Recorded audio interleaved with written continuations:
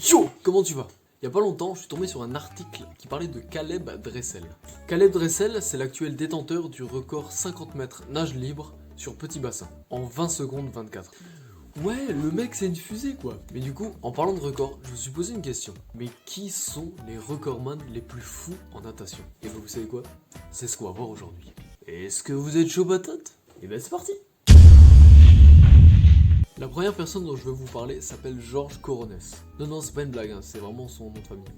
Il est d'origine australienne, a vécu la seconde guerre mondiale, possède un doctorat en médecine et à ses heures perdues, s'amuse à battre des records. Ouais, ça c'est du CV quoi, ouais non, c'est pas mal. Quand il était petit, George aimait beaucoup nager. Malheureusement, à cause de la guerre, il a dû arrêter. Et ce n'est qu'à l'âge de 80 ans que George a recommencé la natation. Le 28 février 2018, il est le premier centenaire à nager 50 mètres en moins d'une minute. 56 secondes 12 pour être exact. Bon, en vrai, il avait 99 ans et 11 mois. Mais, ouais, ça passe.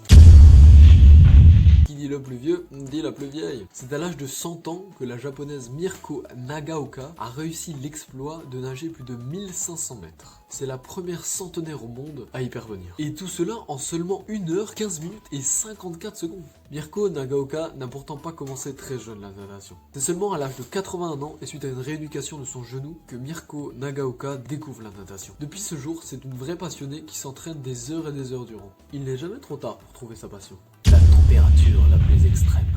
Le 11 janvier 2021, Ekaterina Nekrasova, une russe de 40 ans, habituée au sport extrême, a nagé plus de 85 mètres en apnée, sans combinaison, sous la glace. La température de l'eau était de 0 degré et celle de l'air, moins 22.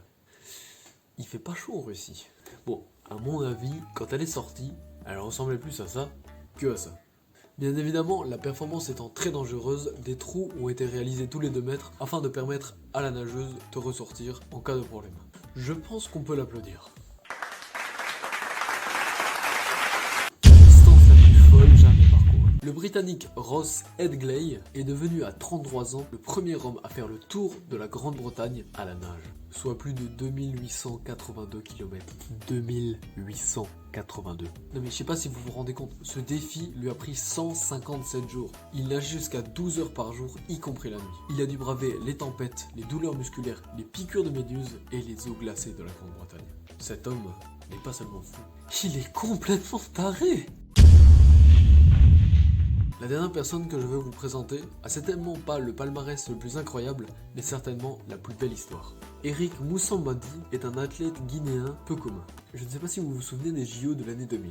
Bon, moi personnellement non, parce que j'étais pas né. Mais Eric Moussambadi, lui si.